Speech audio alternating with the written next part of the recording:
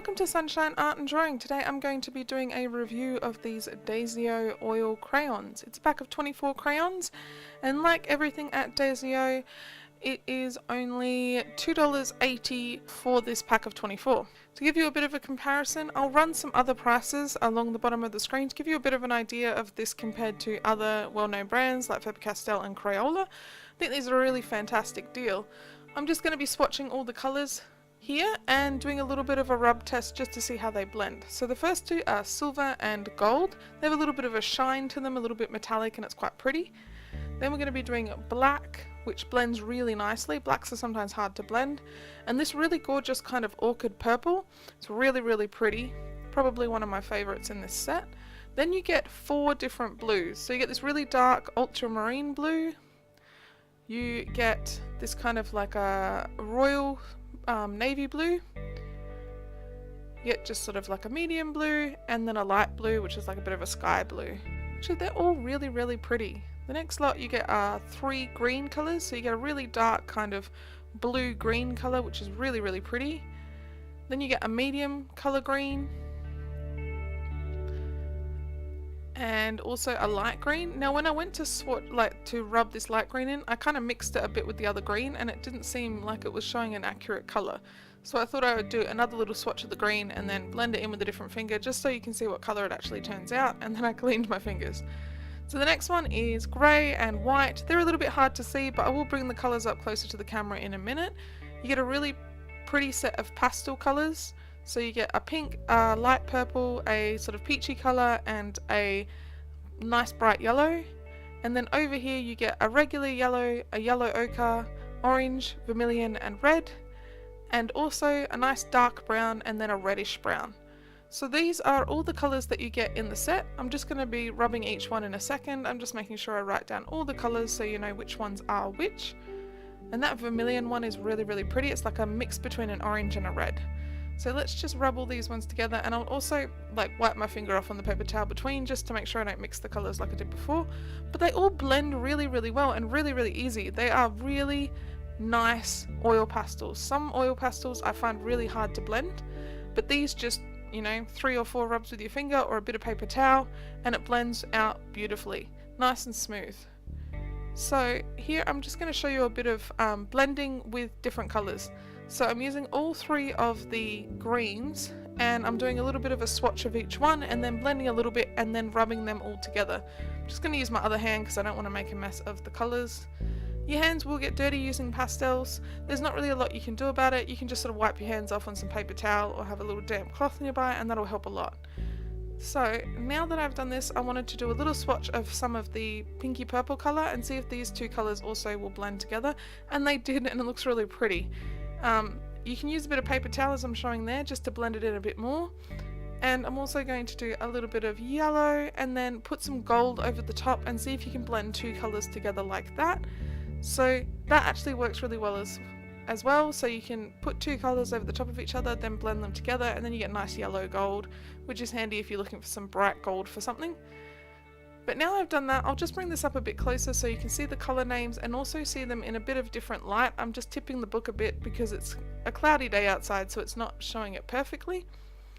And there you go, there's all of the swatches. Let's get started on a bit of a quick artwork. I wanted to just test out what sort of different things you can draw, how detailed you can be, that sort of thing. And then at the end of this video I'm going to be drawing a cute picture of a koala, so stay tuned for that. But this is just really testing out some different techniques, like how well do they blend if you use paper towel, can you blend other colours into them, that sort of thing. So I'm using the 2 different yellows and blending them together, and that turned out like a really pretty sun. Over here on the side, I'm just going to be grabbing some different browns and doing a pretty tree. I tried to do a bit of an autumn tree because I know it is sort of autumn winter at the moment in America, so I thought that would be appropriate. It's the right time of sort of year to show a pretty autumn tree. It's actually summer here in Australia and it's quite warm, so it was nice to think of autumn. It's probably my favourite season. I'm not a fan of the hot weather. So you can add different colours as you see here and sort of layer them. So you get a bit of a 3D kind of view of it, so it looks like it's a bit more sticking out of the page, I guess. It's sort of hard to explain that. And I'm adding all different coloured leaves, and then I'm going to add some orange and yellow leaves, and also show some like leaves that have fallen on the ground, and draw a few more little details. So here I'm just drawing some different leaves all around the bottom of the tree to make it look like autumn, like all the leaves have fallen down, and added some extra leaves that are falling from the pretty tree.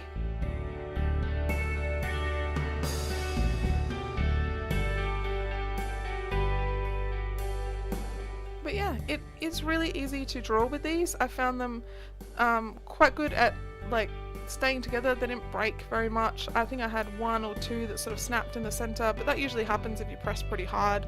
It's because it's got a little paper casing around it, so it kind of holds it together. I'm just going to draw a little park bench here, and a girl sitting and reading under this lovely tree, and use a few different colors just to test out what these colors look like, and whether you kind of have issues where the colors sort of bleed into each other, which didn't really happen that much. So you can kind of draw black right on top of the purple, and it doesn't smudge very much.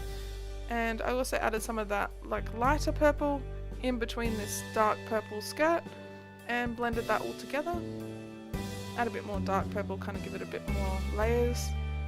And trying to do a bit of a t-shirt. Didn't turn out perfectly, but it was pretty good. And in the end I found that you can use like a Sharpie pen or something like that, and do some details if you want to add a little bit of sort of outlining and things like that, just to give your sort of drawing a little bit more substance. I used the pencil to do the face, but it didn't turn out how I wanted, so I just kind of added a little bit of colour here and there just to sort of give the indications of her face is sort of facing down and she's reading that book. And then popped in her hands holding the sides of the book, and finished off that little park bench. I think it turned out really cute. She just looks like she's sitting and enjoying her lovely book and chilling out on a nice autumn day with that lovely sun. So I've finished off this picture, and then the next picture that I will be doing will be a cute little Australian koala. So he will be coming up next. It's a very cute little baby koala. The cool thing about these is you can use just an eraser. That's like a little electric eraser that sort of spins, so it's a bit easier to get into tiny areas, but you can use any eraser to be able to erase a little bit if you go out of the lines, or if you smudge some on the page. That can be a little bit annoying. If you've got them leaning on the page like I have, I don't recommend it. I recommend probably putting them to the side, because I found that they all left little colours there which wasn't very pretty, but I grabbed an eraser and I was able to sort of clean them up. So that's a little bit handy that way. And I just put a little path kind of running around the back of the little park bench to show that, you know, you can walk around in this little park that she's in, and finished off the grass that kind of goes around the edges of that. And I wasn't really trying to be very accurate, it was more just practicing different techniques, seeing how the colours blended together, that sort of thing, doing a really quick rough and ready kind of sketch to see how that sort of turns out. And I just wanted to finish the grass over on this side and add a bit more detail to show sort of the darker colours at the back. And then I just used a bit of paper towel to blend that in. Paper towel works really well for blending if you don't want to get your hands too dirty, or you have to do a big area. Like I did the sky here, I didn't want to do the whole sky, I wanted to make it look a bit like it was a bit overcast. So there's a little bit of blue, and that kind of just fades into like the white cloudiness. And that was what I was trying to do. I don't know if it turned out okay, but I think it looks really pretty. Sort of looks like it's sort of blending away, and the sun is sort of going through that lovely fog. Here I'm just using a Sharpie fine liner just to add some details. It didn't work too well on the didn't work too well on the actual pastels itself, but when I used the actual Sharpie end of it, just a regular Sharpie black texture, that works really well. So I recommend probably just using either like a Sharpie pen, or also using just like one of those Crayon black marker textures, the super tips. That works really well as well. So just anything that's a bit more sort of thicker and a bit denser, then it can lay on top of the design itself, and that helps a lot with making it look a bit more detailed. So as you can see, that's a lovely little picture there. Gave it a bit of a signature at the bottom, and here I'm going to be drawing the koala. So when you're drawing a koala, you got to remember that it's got like a really large nose in the center. So you draw that first, and then his little smile underneath that, And then you can sort of add some diagonal lines to give you a bit of an idea where the eyes will go. They kind of go diagonally out from the nose. And then he's got a little big sort of chubby body, and there's his little hands with the claws clawing onto this tree that I'm going to draw behind him.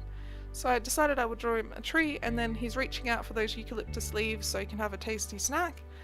And I tried to make him look like a little bit of a baby koala, maybe having his first eucalyptus leaves, looking down, just making sure that he's not going to fall. Gave him a bit cuter little eyes because he's supposed to be a baby. And there's his other claw there holding on to the tree.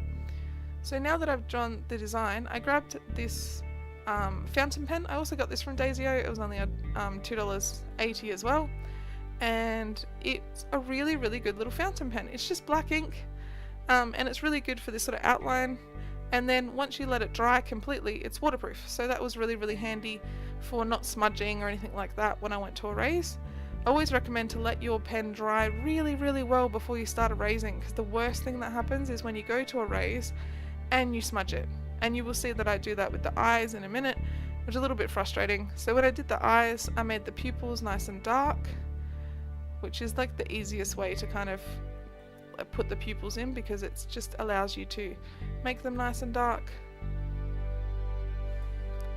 And once I'd done all of that and added in a few more details like his little nose and the little leaves, I grabbed a hairdryer and quickly dried it off so that I could erase it, but it still smudged the eye, and that's probably because the ink was quite thick there, but that's okay. Also, hairdryers are really handy for getting all those little rubber erasery bits off. So next part is to do the tree. I always feel like doing the background is a bit easier when you're trying to do an artwork and you're kind of looking at a blank page. Start off with the background, because it makes it a lot easier for you to kind of figure out where your colours are going to go and what will match and what won't. And I just sort of did different layers of the browns and a bit of that yellow ochre, just to make the eucalyptus tree kind of look a bit more cylindrical like a tree is, sort of darker, and then around to the lighter part where the sun would be. And once I'd done that and added in sort of a bit more of a layer, you can layer these colours on top of each other to make them a bit darker. So if you've done one layer, you can grab the thing again and do it again. And here I've just got a little bit of paper towel and I'm blending that all together. So that's the cool thing about oil pastels, is they're very, very blendable. So it makes it a lot easier to make one sort of set of colours rather than having these really obvious kind of stripes of different colours. And I'll show you that as well with the leaves. I did a little green tip on each one and then made them a bit darker. So when you grab the your finger or the bit of paper to blend, the two colours blend together and make them look a bit more natural and real. And here goes the little koala. Now koalas are grey, so this was going to be mostly grey. And I tried to use a bit of sort of lines and things like that just to give it a bit of texture before I rubbed it all in to blend it through, just to give it a bit more sort of fur looking detail. And it took me a few goes to get the face to look how I wanted it. So the cool thing about pastels is they're pretty forgiving about that. So if you do end up putting the wrong colour, you can usually let it sort of sit for a bit and then put white over the top, and the white will cover up a lot of the colour you've done if it's a light colour. And here I'm just putting in his little nose and a bit of white for the cheeks, because on a koala they don't have all grey fur. Some bits of their fur are white, like inside the ears. And there's also a little bit of brown in their fur on their back. I think it probably helps a bit with camouflage.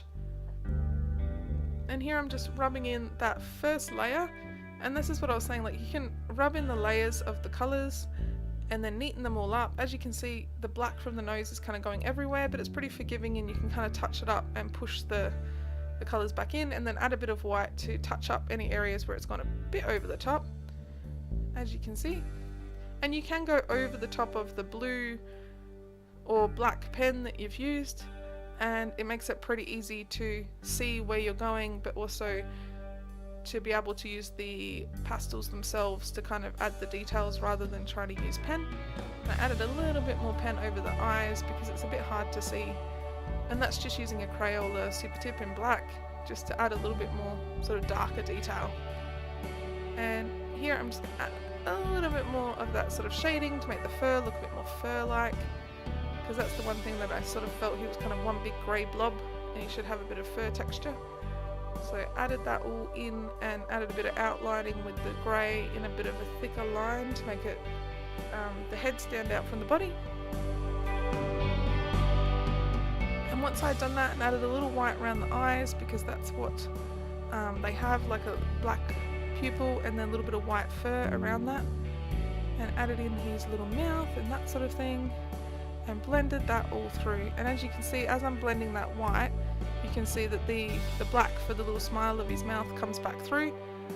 It sits on a layer on top, and then once you've blended it in, it makes it a lot easier to see. So after I'd completed that and added a little bit more of a little pink line just for his mouth, I'm all done. This was really fun, and I found it like really cute to draw a little koala. So I hope you enjoyed my video. Thanks so much for watching. Have a sunshiny day.